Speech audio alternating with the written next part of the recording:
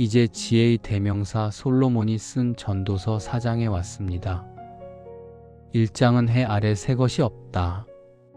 인생은 곧 해벨 같은 것으로 바람을 잡으려는 안개와 같다고 선언했습니다. 2장은 쾌락이 진짜 인생에 즐거움을 주는지 직접 실험을 한 것을 객관적인 시각으로 기록한 후 소박한 일상을 누리는 것이 하나님이 주신 진짜 선물이라고 선언했습니다.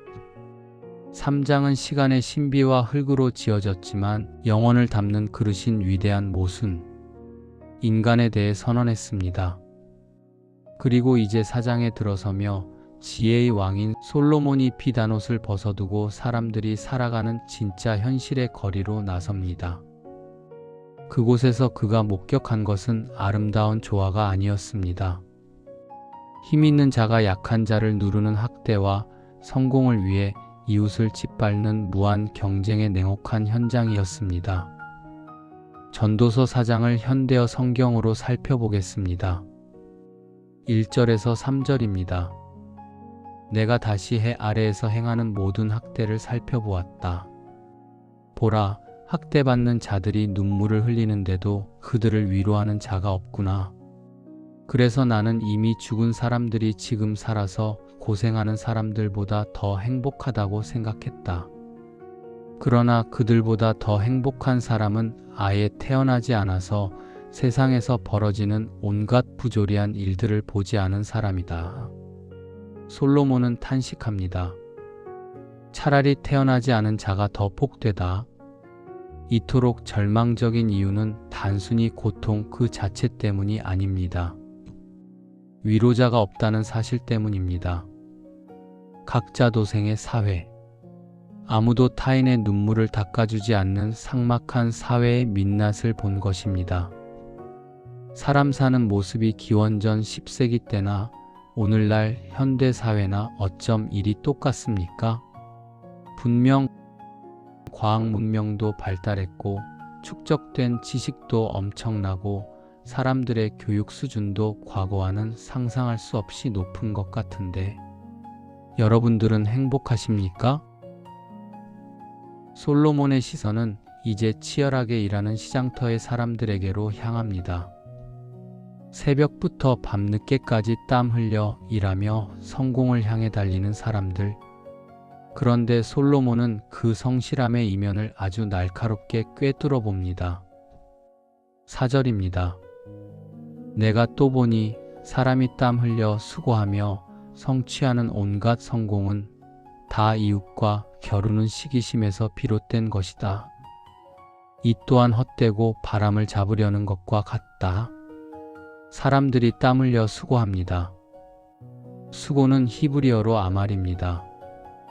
그냥 수고가 아니라 사람을 지치고 괴롭게 만드는 정말 힘든 노동을 뜻합니다. 그런데 아멜을 하는 진짜 이유는 이웃과 겨루는 시기심에서 비롯된 것이라고 말합니다. 여기서 시기심은 히브리어로 키나입니다. 과연 솔로몬은 지혜의 왕이 맞습니다. 사람의 외형 뒤에 숨겨진 내면의 동기를 정확히 파악한 것이지요. 아말, 노동의 동기는 키나 다른 사람과의 비교의식이다. 이 말을 부정할 사람이 있을까요? 기원전 10세기 때의 사람이나 21세기를 살아가는 우리들이나 사람은 정말 다 똑같습니다. 그런데 뒤이어하는 솔로몬의 말도 놀라운 통찰을 담은 지혜의 말입니다. 이 경쟁의 동기 자체가 바람을 잡는 것처럼 공허하기에 그 끝에 얻는 성공도 결코 만족을 줄 수 없다고 말입니다. 왜 성공을 했는데도 만족이 없고 도리어 공허한지, 성공의 동기 자체가 허무하니 결과 자체도 허무로 나온다는 통찰이 무릎을 탁 치게 만듭니다. 그러면 일을 안 하면 괜찮을까요? 5절과 6절입니다. 어리석은 자는 팔짱을 끼고 있다가 제 몸만 축낸다. 그러나 한 손에만 가득하고 평안한 것이 두 손에 가득하고 수고하며 바람을 잡으려는 것보다 낫다. 솔로몬은 일을 안 하는 자를 어리석은 자라고 규정합니다. 일을 안 하면 제 몸만 축낼 뿐이지요. 몸이 힘이 듭니다. 먹을 것도 없고 잘 곳도 없으니 얼마나 힘들겠습니까? 이런 힘든 것 다 감당할 수 있으면 일하지 마십시오. 그러나 두 손 가득 움켜쥐려고 질투에 눈이 멀어 평안을 잃는 격한 일, 아말 역시 미친 짓입니다. 그래서 솔로몬이 제안한 것이 한 손의 평안입니다. 이는 경쟁을 멈추고 적당한 소유 안에서 만족과 관계를 누리는 지혜를 뜻합니다. 기가 막히게 지혜로운 해답이지요. 이제 솔로몬의 시선은 경쟁에서 이겨 부와 성공을 거머쥔 사람들, 그들의 삶 깊숙한 곳을 들여다봅니다. 그리고 그곳에서 또 다른 종류의 짙은 허물을 발견합니다. 바로 관계가 단절된 성공의 비극입니다. 8절입니다. 어떤 사람은 아들도 형제도 없이 외톨이로 지내면서도 끝없이 일만 한다. 그는 자기 재산에 만족할 줄 모르면서도 스스로에게 묻기를 내가 누구를 위해 이토록 수고하며 내 영혼이 낙을 누리지 못하게 하는가? 하니 이 또한 헛되어 불행한 노릇이다. 여기 홀로 있는 사람이 있습니다. 그는 열심히 일해서 부자가 되었지만 그 부를 함께 나눌 아들도 형제도 없습니다. 현대적으로 말하면 성공한 골드 싱글이나 가족과 단절된 채 일만 하는 가장의 모습일 수 있겠죠. 그의 비극은 두 가지입니다. 첫째, 만족이 없습니다. 눈은 부요함을 족하게 여기지 못하고 탐욕의 쳇바퀴를 계속 돕니다. 둘째, 목적을 상실했습니다. 어느 순간 멈춰 서서 도대체 내가 누구 좋으라고 이 고생을 하고 있지? 라고 묻지만 답을 해줄 타인이 존재하지 않습니다. 나눌 대상이 없는 성공은 결국 자기 자신을 갉아먹는 형벌이 될 뿐임을 솔로몬은 경고합니다. 차가운 경쟁의 세상, 그리고 성공 끝에 찾아오는 고독의 골짜기. 이 답 없는 현실에서 우리가 살아남을 길은 정말 없는 걸까요? 솔로몬은 9절부터 분위기를 반전시키며 이 험한 세상을 견디는 가장 강력하고 현실적인 대안을 제시합니다. 바로 함께함, 즉 연대입니다. 9절에서 10절입니다. 두 사람이 한 사람보다 나음은 그들이 수고함으로 좋은 상을 얻을 것임이라. 혹시 그들이 넘어지면 하나가 그 동물을 붙들어 일으키려니와 홀로 있어 넘어지고 붙들어 일으킬 자가 없는 자에게는 화가 있으리라.